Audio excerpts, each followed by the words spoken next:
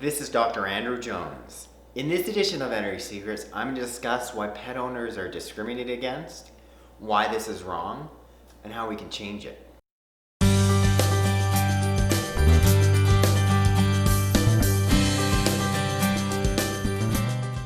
Hello everyone, welcome back to my channel. For those of you who are new, welcome. Today's video is a little bit different than some of the usual ones. I think you're going to find it pretty interesting. Before I get going in today's video, I just want to take you for a little walk outside. I'm currently staying in a small place called Radium, BC, and I'm here actually with my wife who's doing a presentation today. So I get to tag along a little bit of a break. It's always good to be able to leave Dodge occasionally. But in doing so, we're in this really unique part of British Columbia, and there are literally hundreds of bighorn sheep outside. So I want to take you for a little walk, let you check out them, and then we'll get right into today's video. So you guys, I've just taken myself for a little walk from the place we're staying, and behind me is golf course. I'm just going to close up on them. There's a whole bunch of bighorn sheep.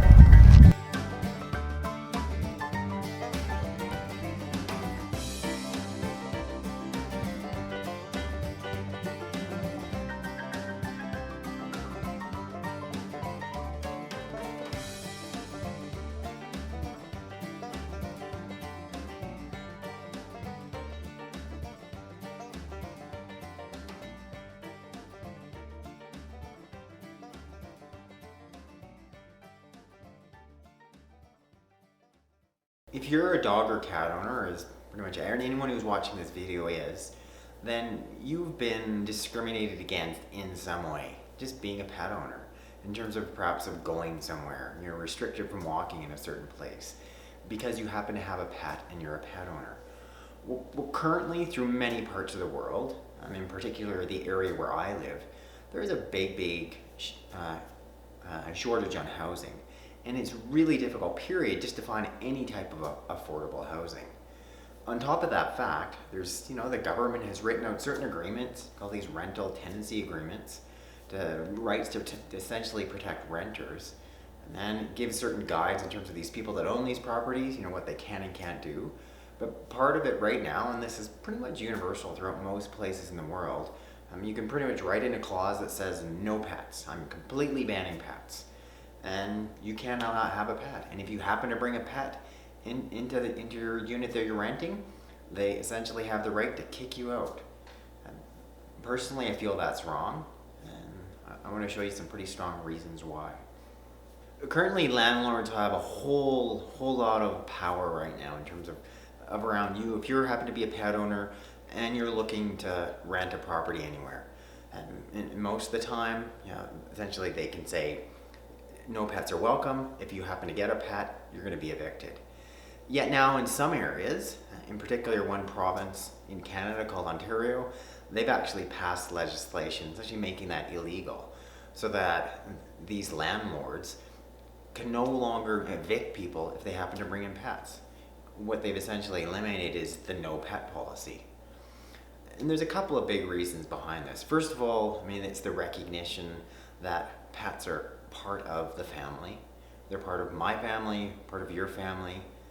They're not just sort of some accessory. Secondly, too, just amongst good landlords, they're able to see that people that have pets in general will actually stay 3 to 4 times longer in their rental property, much longer. So the SPCA has published a study showing the average person stays somewhere between 13 to 16 months. They don't own pets. They do own pets. It's over 48 months. Huge difference. So there's big benefits to you as a landlord, and obviously the big benefit to us being pet owners. We have the right to then, bring our entire family into that house. I personally feel that the time has come to really change in terms of, this is this old antiquated thinking, that dogs belong outside tied up in a chain. Your cat is just there to keep the mice away. He lives in the barn. That whole part of society has changed. Now our pets are living with us. They're in our living room. They're all part of our family. And you being a landlord, That's part and parcel of renting. You're not just renting to people, you're renting to their entire family, which includes their pets. A couple big things for you as a pet owner is just being smart and responsible about it. You're going to be paying more of a damage deposit, but you're going to be a responsible, good pet owner, as anyone should be, but especially so, when you're renting somebody else's property. You're picking up after your dog. You're not leaving your dog alone for any extended periods of time. You're making sure your cat has clean litter boxes. They have no reason to urinate elsewhere. I mean, all those common sense things that you would expect from yourself if you're renting a property to someone else. But you also being a responsible person, a responsible pet owner. My own experience, I've pretty much had pets my entire life. As soon as I graduated from university, and actually in university as a veterinary student, I adopted a dog, I had dogs, I had cats, and it always has been much more of a challenge, to find a rental property with pets. When I first started out in practice, living in Vancouver, BC, most of the units that were available for rent all said no dogs. And fortunately, me being a veterinarian, at the very least, I was able to have a little bit more sway with these landlords renting these properties. But if I wasn't a veterinarian, they wouldn't even have looked at me. So it really is unfair. Secondly, to my own experience, we currently own a vacation rental, and we're one of the few vacation rentals that are pet friendly. And my experience generally is those pet owners are, first of all, far more appreciative. Secondly, very responsible. They'll often leave our place much cleaner than the non-pet owners. And I've seen that time and time and time again. With changing the legislation, I really think that more speaks to the fact that there's this whole lack of really affordable housing, and especially so it's really discriminating against people that are pet owners. And as you and I all know, pets so enrich our lives in such a big way. And it's really not fair that this segment of society is essentially excluded from having affordable housing for themselves and their pets. As well too, all these local animal shelters, the SPCA, they have stats reporting thousands of animals having to be given up for adoption because their owners can't find affordable housing. And what happens to those animals? They're going into an animal shelter. In some cases, they're likely going to end up being euthanized. For just a whole host of reasons, I really think the most fair thing to do is really change that legislation if it's written that way, for people who are landlords to really just sit back and really look at it.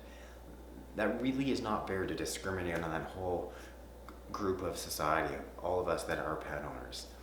For sure, write really clear tenancy agreements, all these big expectations that you as a pet owner, this is what you're expected to do. You as a pet owner, you're going to pay a substantial pet damage deposit. Fair enough, expect that to happen. But don't discriminate against pet owners based on your misconceptions about one bad experience with a pet, or two, just your quote-unquote right, which is given to you right now. Thank you guys for once again watching this edition of Veterinary Secrets. If you've yet to do so, I encourage you to subscribe just by clicking that little circle just above me. Then I want you to go ahead, click that link in the box below. I can send you my free books and videos on how to heal your pets at home with my top natural remedies.